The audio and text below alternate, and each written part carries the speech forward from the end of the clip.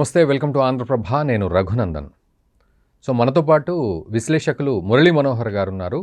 అయితే ఈ వీడియోలో మనం మాట్లాడుకుందాం ఒక కీలకమైన అంశం. ఇప్పుడు పూర్తిగా దేశవ్యాప్తంగా ఇదే చర్చ జరుగుతోంది. 2011లో సల్వజుడుం తీర్పుకు సంబంధించి అటు జస్టిస్ బి సుదర్శన్ రెడ్డిపై కేంద్ర హోంమంత్రి అమిత్ షా కీలక వ్యాఖ్యలు చేశారు. సో ఈ వ్యాఖ్యల్ని ఇప్పుడు ప్రస్తుతం ఇండి కూటమి తప్పుబడుతోంది. మరోవైపు తీర్పుకు సంబంధించి అటు కోర్టు జడ్జిలు కూడా తప్పుపడుతూ ఉన్నారు. అంటే ఈయన మాటలు ఈ విధంగా ఎందుకు ఉన్నాయి, సల్వజుడుం కాన్సెప్ట్కు సంబంధించి అటు కోర్టు ఇచ్చిన తీర్పును తప్పుపట్టడం అనేది నిజంగా ఒక పెద్ద పొజిషన్లో ఉన్న వ్యక్తులే, పార్లమెంటరీ పొజిషన్లో ఉన్న వ్యక్తులే ఈ రకంగా మాట్లాడడం దురదృష్టకరం అంటూ 18 మంది న్యాయమూర్తులు అమిత్ షాకి లేఖ రాశారు. మీడియా ముందుకొచ్చి కూడా మాట్లాడుతూ ఉన్నారు. జస్టిస్ బి సుదర్శన్ రెడ్డి ఈ తీర్పు ఇవ్వడం అంటే ఆయన ప్రస్తుతం ఇండి కూటమి నుంచి వైస్ ప్రెసిడెంట్ అభ్యర్థిగా ఆయన ఉన్నారు. సో ఆయన మీద ఈ వ్యాఖ్య చేసినట్లుగా అయింది. మరోవైపు ఆయన కూడా సుదర్శన్ రెడ్డి ఆయన కూడా ఈ తీర్పు నాది కాదు, న్యాయస్థానం ఇచ్చిన తీర్పుగా దీన్ని భావించాలి, ఇది పరస్పర వ్యక్తుల మధ్య జరిగే సంభాషణలాగా ఉండొద్దు అంటూ ఆయన కూడా దాని గురించి మాట్లాడారు. సో దేశవ్యాప్తంగా ఇప్పుడు ఇదే చర్చ జరుగుతోంది. సో మురళీ మనోహర్ గారిని అడిగి తెలుసుకుందాం, ఇప్పుడున్న పరిస్థితులు ఏమిటి, అసలు ఈ చర్చకు దారితీసిన క్రమం ఏంటి, మరోవైపు ఈ సల్వజుడుం అనే కాన్సెప్ట్ కూడా చాలామందికి తెలియదు, దాని గురించి కూడా మాట్లాడుకుందాం. ఆ కాన్సెప్ట్ ఎట్లా ఇంట్రొడ్యూస్ అయింది, అసలు అమిత్ షా దాని మీద ఇలాంటి వ్యాఖ్య ఎందుకు చేశారు, దాని వెనక ఎలాంటి చరిత్ర ఉంది, ఇవన్నీ మనం మాట్లాడదాం. మురళీ మనోహర్ గారు నమస్తే అండి, వెల్కమ్ టు ఆంధ్రప్రభ. నమస్తే అండి సార్, అమిత్ షా కేంద్ర హోంమంత్రి అమిత్ షా వ్యాఖ్యలపై ఇప్పుడు 18 మంది న్యాయమూర్తులు ఆయనకు ఉత్తరం రాశారు, మీడియా ముందుకు వచ్చి కూడా ఖండిస్తూ ఉన్నారు. సో ఎలా అర్థం చేసుకోవాలి ఇప్పుడు ఈ అంశాన్ని మనం? గారు అమిత్ షా గారు చాలా ఏమంటాము, ఆయన పొలిటికల్ ఇంటెలిజెన్స్ ను ఎవరు క్వశ్చన్ చేయరు, చాలా తెలివైన వాడని ప్రజలందరూ చెప్తూ ఉంటారు కదా, మేధావులు కూడా యాక్సెప్ట్ చేస్తుంటారు. కనుక మరి ఇది ఆయన తెలివి లేకుండా ఏమన్నా స్టేట్మెంట్ ఇచ్చింటాడా? అలా ఇవ్వడు కదా. అవునవును, అవును. అయితే ఇది గెలుస్తున్నారు, తప్పక ఎన్డీఏ అభ్యర్థి గెలుస్తున్నారు. 426 ఓట్లున్నాయి, 391 వస్తే చాలు, కావాల్సిన దానికన్నా ఎక్కువే ఉన్నాయి. కనుక గెలుస్తున్నప్పుడు ఇలాంటి వివాదాస్పదమైనటువంటి వ్యాఖ్యలు ఎందుకు చేయాలి? మీరైనా ప్రశ్నిస్తారు, ఎవరైనా ప్రశ్నిస్తారు. అవును, కొంత అనుమానం కలుగుతుంది. ఇంటర్వ్యూ చేసేటప్పుడు ఆమె కూడా, అనిత ఆమె ఓ మాట అన్నది, ఎందుకు మీరు పోలరైజేషన్ చేస్తున్నారా ఎన్నికలను అని ఆమె అడిగింది. నేను ఎన్నికలను ఎందుకు ఇలా అడిగితే పోలరైజ్ చేసినట్ట అని ఆయన అడుగుతాడు. వెంటనే ఈ ప్రశ్నకు నేను జస్టిస్ రాధాకృష్ణ గారిని జవాబు చెప్పమని అడగడం లేదు, రాహుల్ గాంధీ జవాబు చెప్పాలి అని అన్నాడు. అవును. దాని అర్థం ఏంది అని అంటే, మీరు రాధాకృష్ణ గారిని ఎందుకు పోటీలో దించారు? ఇది ఒక సైద్ధాంతికమైనటువంటి విషయం. ఈ దేశం ఆలోచించాల్సినటువంటి విషయం. ఇది జడ్జిలను నిందిస్తున్నట్టు కాదు, సుప్రీంకోర్టు నిందిస్తున్నట్టు కాదు, జ్యుడిషియరీ వ్యవస్థను ప్రశ్నించి నిలబెట్టడం అసలే కాదు. అమిత్ షా గారు పని కట్టుకునే ప్రశ్న వేశారు. ఇది ఏంటి అంటే, దేశమంతా ఆలోచించాలి ఏం జరుగుతుంది అని. అనేక వ్యవస్థల్లో అతి పవిత్రమైనటువంటి వ్యవస్థలు జ్యుడిషియరీ కదా, జ్యుడిషియరీ కానీ, ఇన్స్టిట్యూషన్స్ కానీ, యూనివర్సిటీస్ కానీ, మీడియా కానీ, అన్నిట్లో కూడా లెఫ్ట్ వింగ్ గ్రూప్స్ చొరబడ్డాయి. వాళ్ళను అప్పుడప్పుడు అర్బన్ నక్సలైట్లో లేకపోతే రకరకాల మాటల్లో, అంటే వీళ్ళంతా కూడా నక్సల్ సానుభూతి పరులు. నక్సలిజం అంటేనే హింస. కనుక హింస తుపాకీ పట్టుకున్న వాడి కన్నా హింసను ప్రోత్సహించడానికి అనేక శక్తులు ఈ దేశంలో పనిచేస్తూ ఉంటాయి, నిశ్శబ్దంగా పనిచేస్తుంటారు. ఈ మధ్య కాలంలో కాంగ్రెస్ వీటిని పెంచి పోషిస్తుంది. కనుక మీరు ఉదాహరణకు మొన్న ధర్మస్థల కదండి, ఇది ఇష్యూ జరిగింది, అక్కడ 200 మంది చనిపోయారు. ఒక నరేటివ్ ఒకటి బయటకు వచ్చింది, ఒక ముసుగు వీరుడు బయటకు వచ్చాడు, నేనే పాతి పెట్టాను అన్నాడు. మరి ఆయన ఎక్కడ పోయాడో తెలియదు. ఒక లేడీ నా కూతురు పోయింది అన్నాడు, ఆమెకు కూతురే లేదని తేలింది. అంతా అబద్ధం అని తేలింది. ఉమ్, మరి దేనికోసము అంటే ఇదిగో హిందూ పవిత్రమైన స్థలాన్ని బురద చల్లాలి అనేటి ఒక నరేటివ్. ఎవరు ఈ శక్తులు? హిందూ వ్యతిరేక శక్తులు, భారత్ వ్యతిరేక శక్తులు. So, చాలా క్లియర్ గా కదా యాంటీ నేషనల్స్ వీళ్ళంతా కూడా. మరి ఒక మాటలో చెప్పాలంటే ఉమ్, కనుక లెఫ్ట్ వింగ్ ఎక్స్ట్రీమిజం అనేది ఒక థాట్. అది don't think it is a gun. తుపాకీ కాదు ఇది, ఇది ఒక థాట్. ఇది దీనిని రాహుల్ గాంధీ తలకెత్తుకున్నాడు. అందుకే రాహుల్ గాంధీని ప్రశ్నించాడు, ఈయనను ఎందుకు తెచ్చారు మీరు అని. ఉమ్. చర్చ జరగాలి దీనిపైన. ఎవరు ఈయన, ఎలాంటి సుదర్శన్ జడ్జిమెంట్స్ రెడ్డి. ఇచ్చాడు, ఉమ్, సుదర్శన్ రెడ్డి ఎవరు, ఈయన ఎలాంటి జడ్జి. ఇప్పుడు మీరు చూడండి రఘు గారు, ఉమ్, జ్యుడిషియరీ వ్యవస్థలో అత్యున్నత స్థాయిలో ఉన్న వ్యక్తి వచ్చి ఈ ఒక క్యాండిడేట్ గా ఎందుకు దిగాడు? ఇప్పుడు ఎంత కమిట్మెంట్ ఉంటే దిగుతాడు అతను? ఆ, లెఫ్ట్ వింగ్ ఐడియాలజీ పట్ల, లెఫ్ట్ వింగ్ ఎక్స్ట్రీమిజం పట్ల ఎంత నిబద్ధత ఉంటే ఆయన ఈ ఎన్నికల్లో దిగుతాడు. ఎందుకంటే గెలవాల్సింది ఏం కాదు తెలుసు అతనికి. తెలుసు. ఈ విధమైన క్యాంపెయిన్ చేయడానికి కొందరు రెడీగా ఉంటారు. సంతకాల సేకరణ, ఆ సేకరణ, సంతకాలు పెట్టేవాళ్ళు, సంతకాలు తెచ్చేవాళ్ళు. ఇలాంటి సంఘటనలు జరిగినప్పుడల్లా ఇదంతా లెఫ్ట్ వింగ్ ఈకో సిస్టమ్ ఈ దేశంలో పనిచేస్తుంది. ఉమ్, దీన్ని ఎక్స్పోజ్ చేయడానికి మన అమిత్ షా గారు ఒక ప్రయత్నం చేశారు. ఉమ్, మీరు తెలుగు వాళ్ళం కదా మనము. మీరు మీడియాలో చూడండి డిబేట్స్ అన్ని కూడా. సోకాల్డ్ నాగేశ్వరరావు ఏం చెప్తాడు, తెల్కపల్లి రవి ఏం చెప్తాడు, లేకపోతే ఒక హరగోపాల్ ఏం చెప్తాడు, ఇలాంటి విషయాల్లో లెఫ్ట్ వింగ్ ఈకో సిస్టమ్ మొత్తం ఒకేలాగా చెప్తుంది. ఇది దుర్మార్గము, ఇది అన్యాయము. ఒక జడ్జి పైన ఇలాంటి కామెంట్స్ చేస్తారా అమిత్ షా? అసలు ఆయన నాగేశ్వరరావు అంటున్నాడు, ఇది it is clear cut case of contempt అంటారు. కోర్టు కంటెంప్ట్ అవుతుంది. ఎవరైనా కేసు వేస్తే అమిత్ షా లోపలికి వెళ్తాడు, జైలుకి వెళ్తాడు అన్నంత పద్ధతిగా మాట్లాడుతున్నాడు. అది తెలియదు ఆయనకు, అమిత్ షాకు. జైలుకి వెళ్తాడు, హోమ్ మినిస్టర్ ఆయన. మీరు వేయండి మరి, కేసు వేయండి, చెప్పావు కదా, కేసు వేయండి, ఏమవుతుందో. కనుక ఇక ఇలాంటివి తాటా చప్పుళ్ళు లాంటివి ఇవన్నీ చేస్తూ ఉంటారు. మీరు పరిశీలించండి మీడియాలో జరిగిందంతా కూడా. ప్రకారం నేను ఈ సందర్భంగా ఎలాగూ చర్చ వచ్చింది కనుక నేను చెప్తున్నాను. కాంగ్రెస్ అనే పార్టీ ఒకప్పుడు జాతీయవాద పార్టీ, దేశభక్త పార్టీ, దాంట్లో అనుమానమే లేదు. రాను రాను రాహుల్ గాంధీ సరే అదేమంటాము అవినీతి అవన్నీ ఉండేటివి, మొదటి నుంచి ఉండేటివి. తర్వాత రాహుల్ గాంధీ వచ్చాక ఆయన కంప్లీట్ గా లెఫ్ట్ ఈకో సిస్టమ్ లోకి వెళ్ళిపోయాక సిద్ధాంతమే మారిపోయింది వాళ్ళది. మీరు కాంగ్రెస్ చూడండి, అప్పుడప్పుడు ఈ నక్సలిజం ను, ఈ హింసను అంతమొందించడానికి గట్టి ప్రయత్నం చేసింది. ఒక్కొక్కసారి వెనక్కి తగ్గుతుంది, ఎలక్షన్ల అవసరాలు రాగానే వెనక్కి తగ్గుతుంది.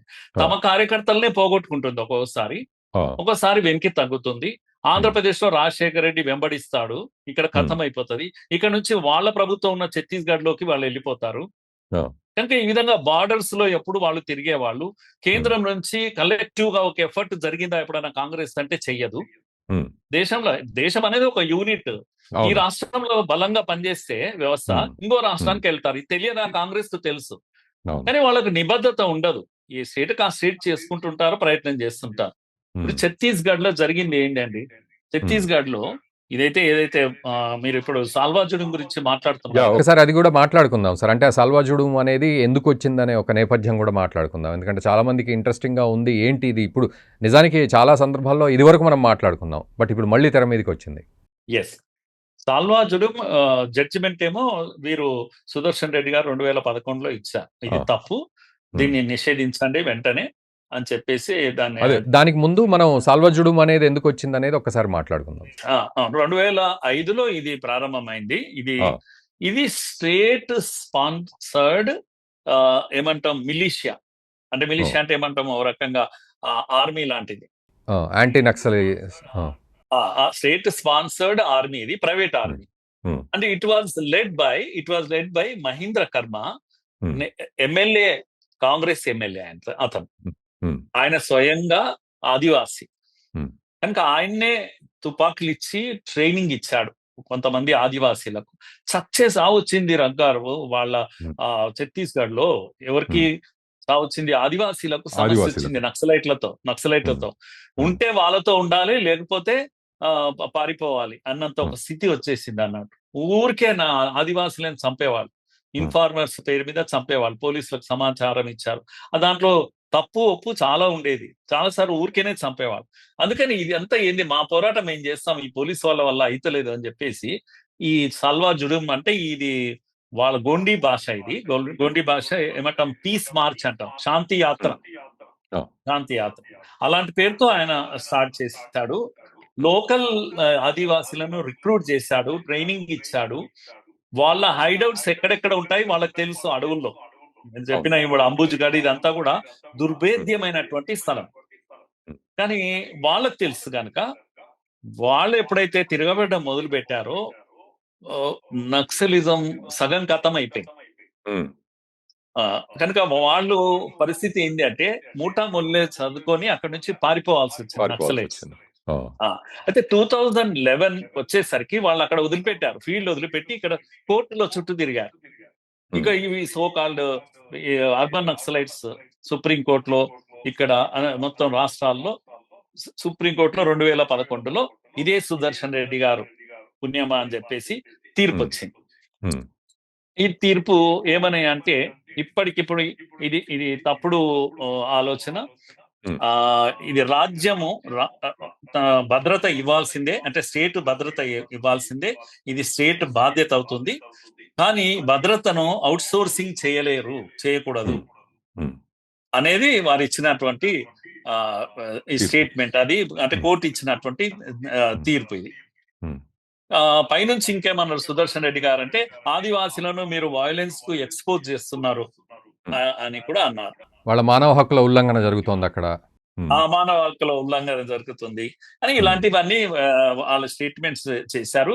పైనుంచి ఏమన్నారంటే, సిఆర్పిఎఫ్ దళాలు, మొన్న వీరు కూడా చెప్పారు, ఎవరు, అమిత్ షా గారు, తీర్పు ఎంత కఠినంగా ఉంది అంటే రాత్రికి రాత్రి సిఆర్పిఎఫ్ దళాలు అన్ని ఖాళీ చేసి వెళ్ళిపోవాలి. ఛత్తీస్గఢ్ లో స్కూల్స్ లో క్యాంప్ వేశారు వాళ్ళు, స్కూల్స్ లో అన్నిటికీ కూడా క్యాంపులు తొలగించాలి.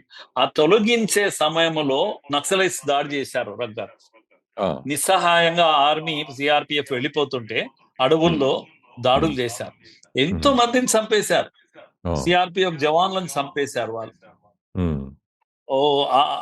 అప్పుడు ఇంకా వాళ్లకు అదుపు లేదు నక్సలైట్లకు, ఎందుకంటే ప్రభుత్వం తమది అన్నట్టుగా వ్యవహరించారు అప్పుడు. దీని తర్వాత మీరు మర్చిపోకూడని విషయం అంటే 2013లో ఇది నిషేధం అయిపోయింది, వెళ్ళిపోయాక 2013లో ఈ దర్బా వ్యాలీ ఇన్సిడెంట్ అనేది ఒకటి చరిత్రలో మర్చిపోలేము. ఎలక్షన్ క్యాంపెయిన్ కి వెళ్తున్న కాంగ్రెస్ నేతలను బాంబింగ్ చేసి, ఫైరింగ్ చేసి, కత్తులతో దాడి చేసి వందల మందిని చంపారండి. మహేంద్ర కర్మను అనేక తూట్లు స్టాబ్ చేసి చంపారు నక్సలైట్లు. దాంట్లో మహేంద్ర కర్మ ఉన్నాడు. అందరికన్నా పెద్ద నాయకుడు విద్యాచరణ్ శుక్ల, ఆయన కేంద్ర మంత్రి, కాంగ్రెస్ లీడర్లు వీళ్ళంతా కూడా. నందకుమార్ పటేల్ స్టేట్ ప్రెసిడెంట్ కాంగ్రెస్ కు, దినేష్ పటేల్ అని ఆయన కొడుకు, ఉదయ మొదలియార్ అని ex MLA, around 2 dozen party leaders, 2 డజన్ల మంది పార్టీ లీడర్స్, ఇంతమంది ఒకే దగ్గర హతమయ్యారు. 24 మంది అరౌండ్. పూలోదేవి నేతమని ఆదివాసీ ఎమ్మెల్యే, ఎక్స్ఎమ్మెల్యే అక్కడ చనిపోబడ్డది. ఇంత మంది ఊచకోసారు నక్సలైట్స్. ఇది చిన్న విషయం కాదు ఇది. అందుకే అన్నది ఆయన ఏమన్నా అంటే, అప్పటికి ఏమంటాము 20 years ఎక్స్టెండ్ అయింది నక్సలిజం. ఆ రోజు నిషేధం జరగకపోతే ఎప్పుడో ఖతం అయిపోయేది. ఇప్పుడు ఏదైతే ఖతం అవుతుందో అది ఎప్పుడో జరిగేది. ఇది దేశం యొక్క భద్రత సంబంధించిన విషయం, పోలరైజేషన్ కాదు. చర్చకు రండి. అయితే ఇక్కడ ఇంకొకటి సార్, అంటే మురళీ మనోహర్ గారు, అయితే ఇక్కడ ఇంకొక విషయం ఏంటంటే, ఇప్పుడు మీరు చెప్పిన ఇదంతా కూడా స్వయంగా కాంగ్రెస్ నేతలకే అర్థం కావాలి. ఫస్ట్ పాయింట్, వారికే అర్థం కావాల్సిన పాయింట్. రెండోది, జడ్జిమెంట్ కాబట్టి జడ్జిలందరూ రియాక్ట్ అవుతున్నారు, లాయర్లు జడ్జిలు అందరూ రియాక్ట్ అవుతున్నారు దీని విషయంలో. మూడోది ఏంటి అంటే ఈ సమయంలోనే ఎందుకు మాట్లాడాల్సి వచ్చింది, మరి వారు ఇంటర్వ్యూలో ఎందుకు దీన్ని ప్రస్తావించాల్సి వచ్చింది, దేశానికి ఎటువంటి ముప్పు వస్తోందన్నట్టుగా ఆయన చెప్పడం, అంటే దాన్ని ఎలా అర్థం చేసుకోవాలి మనం? అంటే ఈ భావజాలం ఉన్నటువంటి వాళ్ళు అనేకమైనటువంటి ప్రభుత్వ బాడీస్ లో ఉన్నారు. వాళ్ళు తమ సమయానుకూలంగా అప్పుడప్పుడు తమ తోడ్పాటు అందిస్తూ ఉన్నారు. ఇది దేశ భద్రతకు చాలా ప్రమాదం. ఉమ్, కనుక న్యాయ వ్యవస్థలో ఉన్నారు, మీ యొక్క దీంట్లో మీడియాలో ఉన్నారు, ఆ, తర్వాత యూనివర్సిటీస్ లో ఉన్నారు, ఫ్రీడమ్ ఆఫ్ స్పీచ్ అనే పేరు మీద పుంకాలుగా ఉపన్యాసాలు ఇస్తుంటారు, ఉమ్, తుకుడే గ్యాంగ్ ను ప్రోత్సహిస్తుంటారు ఈ దేశంలో. ఆజాదీ ఆ, దేశ్ బర్బాదీ తక్ జంగ్ కరింగే అంటారు. ఈ దేశం బర్బాదీ అయ్యేంత వరకు యుద్ధం చేస్తామంటారు. ఉమ్, పబ్లిక్ లా అంటున్నారు కదా. అవును. అందుకని వీళ్ళంతా కూడా అనేక వ్యవస్థల్లో వచ్చారు. యూనివర్సిటీస్ లో పిల్లల మెదళ్లు తింటున్నారు.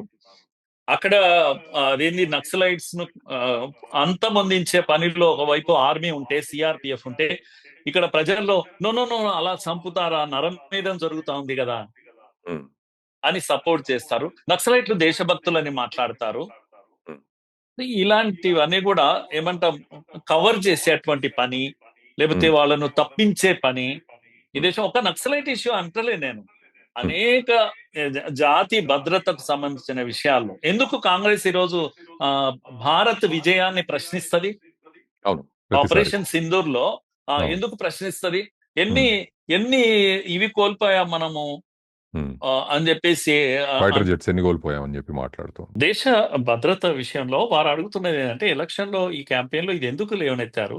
ఆయన జడ్జిమెంట్స్ ను ప్రశ్నించడం లేదు, లేకపోతే న్యాయ వ్యవస్థను ప్రశ్నించడం లేదు. ఉమ్, ప్రమాదం ఏంటి అంటే, ఈ లెఫ్ట్ వింగ్ ఎక్స్ట్రీమిజం అనేది ఎక్కడెక్కడికి చొరబడ్డది, పార్టీలను కూడా ఎలా పనిచేయిస్తుంది. మీరు చూడండి, వీళ్ళంతా లెఫ్ట్ వింగ్ ఎక్స్ట్రీమిస్టులు ఉమ్, తెలంగాణ ఉద్యమంలో ఉన్నారు వాళ్ళు.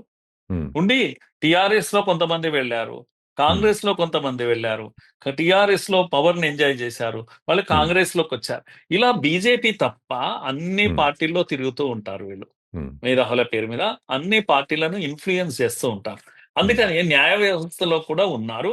ఇదిగో ఇలాంటి జడ్జిమెంట్స్ వస్తూ ఉంటాయి అప్పుడప్పుడు.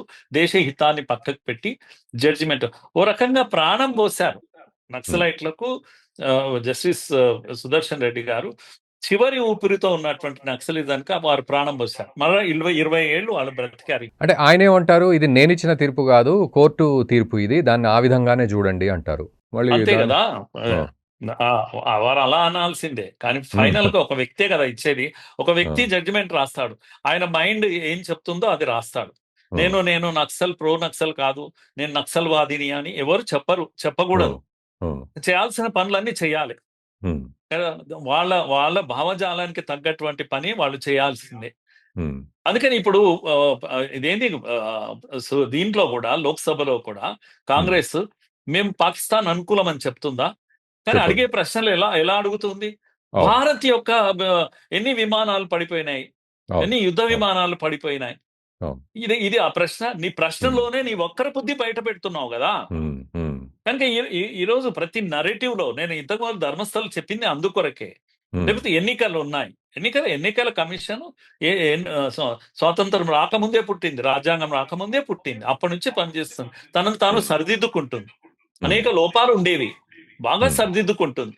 అలాంటి ఒక వ్యవస్థను, బలమైన ఒక వ్యవస్థను ప్రపంచంలో ఎక్కడ లేదండి రగ్గారు. ఆ! ఎక్కడ లేదు ఇంత పెద్ద 90 కోట్ల మంది ఓటర్స్ కు ఓటర్ హ్మ్. లిస్ట్ విత్ ఫోటో, హ్మ్. ఓటర్ ఐడి ఫోటో, ఇలాంటి వ్యవస్థ ప్రపంచంలో ఎక్కడ లేదు, ఇంత పెద్ద పాపులేషన్ ఉండి కూడా. సో, ఓవరాల్‌గా మురళీ మనోహర్ గారు మీరన్నట్లుగా ఇప్పుడు ఈ సల్వజుడుం అనే కాన్సెప్ట్‌ను గాని, దానికొచ్చిన తీర్పు 2011లో వచ్చిన తీర్పును గాని, సో, ఇవన్నీ ఒకెత్తయితే అమిత్ షా గారి వ్యాఖ్యల్ని దేశ ప్రజలు ఎట్లా అర్థం చేసుకోవాలి చివరికి? అమిత్ షా గారు ప్రస్తావించింది దేశ ప్రజల ఆలోచన కోసం. హ్మ్. ఇప్పుడేదో గెలుపోటములో ప్రాబ్లం వచ్చింది, మా ఆ! క్యాండిడేట్ ఇలా మాట్లాడపోతే ఓడిపోతాడు, నో అదేం లేదు, అది గాదు. ఆయనకు ఆ ప్రాబ్లం లేదు. దేశ ప్రజలందరూ ఆలోచించాలి. సుదర్శన్ రెడ్డి అనే వ్యక్తిని జస్టిస్, చూడడానికేమో జస్టిస్, హ్మ్. వాళ్ళు చెప్తున్నది ఏంటి అంటే, ఇదిగో ఒక న్యాయమూర్తి అక్కడ కూర్చోవడం వల్ల రాజ్యాంగాన్ని కాపాడుతాడు అని. హ్మ్. ఇది కదా డిబేట్. ఒకలాగా జరుగుతుంది, నరేటివ్ ఒకలాగా చెప్తున్నారు, హ్మ్. జరుగుతున్నది ఏంటి? కనుక దీని వక్ర బుద్ధి వెనకాల ఉన్న ఈ బుద్ధి ఏంటి, ఎలా పనిచేస్తుంది, దేశానికి హితంగా ఉందా, దేశానికి నష్టంగా ఉందా, ఇది ప్రజలు ఆలోచించాల్సినటువంటి సమయం. ఉదాహరణకు ఇక్కడ అర్బన్ నక్సలైట్స్ మాట్లాడుతూ ఉంటారు, ఇంత అన్యాయమా, డేట్ పెట్టి చంపుతారా నక్సలైట్లను? ఆ, ఆ, అదేనా చంపే పద్ధతి? ఇలా మాట్లాడుతుంటారు. శాంతి చర్చలు జరిగితే ఏముంది? పాకిస్తాన్‌తో జరుపుతారు. నక్సల్స్‌తో జరిపితే ఏముందండి? వీళ్ళు మన వాళ్ళే కదా! ఈ హ్మ్. సింపతి మనలో ఎక్కడ లేని సింపతి కనిపిస్తది. రగ్గారు హ్మ్. మీరు గుర్తుపెట్టుకోండి, మనము భారతీయులము అంటే హిందువులం. హ్మ్. మీ మీ సెంటిమెంట్ ఏముంటది చెప్పండి? అయ్యో! చచ్చిన శవం చివరి చూపు కూడా ఇవ్వరా? అవును. అని నక్సలైట్ శవాల గురించి అడుగుతుంటారు. అవును. ఈ నరేటివ్స్‌లో ఈ హ్మ్. నరేటివ్స్‌లో ప్రమాదముంది. దేశ హ్మ్. ప్రజలు గుర్తించాలి. కనుక హ్మ్. ఇక్కడ నిలబడ్డ న్యాయమూర్తి ఒక ఉద్దేశ్యంతో వచ్చారు. హ్మ్. ఆయన నిబద్ధత ఉంది ఆయనకు. ఆ హ్మ్. సిద్ధాంతం పట్ల ఆయనకు నిబద్ధత ఉంది. హ్మ్. ఓడిపోతానని తెలిసినా ఎందుకొచ్చాడు అనంటే, ఇదిగో ఈ నక్సల్ భావజాలం వాళ్ళందరూ కూడా ఈరోజు ఆరిపోయే దీపం అది. హ్మ్. నిలబెట్టాలి. పోటీలో నిలబెట్టాలి. కనుక ఆయన వచ్చాడు. ఇది చెప్పరు. ఓపెన్‌గా చెప్పరు ఎప్పుడు గూడా. అయ్యో! హ్మ్. న్యాయమూర్తిని అలా అంటారా అని. ఎందుకంటే మనకు న్యాయమూర్తుల పట్ల ఒక నమ్మకం ఉంది గనక ఇప్పటికి కూడా. కనుక న్యాయ వ్యవస్థను నేను ప్రశ్నించడం లేదు. రాహుల్ గాంధీని ప్రశ్నిస్తున్నానని అమిత్ షా గారు చెప్పారు. ఇది ఓకే. రాజకీయమైన చర్చ. ఓకే. దేశ భద్రతకు సంబంధించిన చర్చ. హ్మ్. మాట్లాడదాం అది అనే విషయం హ్మ్. చాలా స్పష్టంగా చెప్పారు అమిత్ షా గారు. Yeah! Thank you very much Murali Manohar గారు. Thank you very much. అదండి పరిస్థితి. మొత్తానికి అమిత్ షా గారు చేసిన వ్యాఖ్యలు ఇంటర్వ్యూలో ఎందుకు ఆ వ్యాఖ్యలు చేశారు అంటే ఇదేదో అతిపెద్ద పొజిషన్‌లో ఉన్న వ్యక్తి చేయాలి అనే ఉద్దేశమా? లేకపోతే మన క్యాండిడేట్ గెలవాలి కాబట్టి ఎదుటి వాళ్ళని విమర్శించాలి పొలిటికల్‌గా అనే ఉద్దేశం మాత్రం ఏమాత్రం కానే కాదు అనేది ఇప్పుడు మురళీ మనోహర్ గారు చెప్పినట్లుగా ఆ విశ్లేషణలో మనకు అర్థమవుతోంది. కేవలం అటువంటి వ్యక్తిని, అటువంటి భావజాలాన్ని ఎందుకు ఎత్తుకున్నారు అనే విషయాన్ని అటు రాహుల్ గాంధీ సమాధానం చెప్పాలి దేశానికి. ఏమిటి వీళ్ళ ఉద్దేశాలేమిటి? సల్వాజుడుం విషయంలో జరిగిందిది అని చెప్పి వాళ్ళ ఉద్దేశాలను, వాళ్ళ సిద్ధాంతాలను ప్రపంచానికి తెలియజేయాలి భారతదేశానికి అనే ఉద్దేశం తప్ప అక్కడ ఏ పొలిటికల్ ఇంక్లినేషన్ లేదు అనేది మనకు వారిచ్చిన విశ్లేషణ బట్టి అర్థమవుతోంది. సో మీరు కూడా ఏమనుకుంటున్నారు ఈ అంశంపై? అమిత్ షా వ్యాఖ్యలు అంటే నిజంగానే రెచ్చగొట్టే వ్యాఖ్యలు ఈ సమయంలోనే చేయాలనే ఉద్దేశం ఆయనకుండి చేశారా? లేకపోతే దేశం అర్థం చేసుకోవాలి ఎలాంటి క్యాండిడేట్లను ఇండీ బ్లాక్ సెలెక్ట్ చేస్తోందని అర్థం చేసుకోవాలనేది మీరేమనుకుంటున్నారో ఒకసారి కామెంట్ చేయండి. ఈ వీడియోని మీ మిత్రులకు కూడా షేర్ చేయండి. Thank you very much.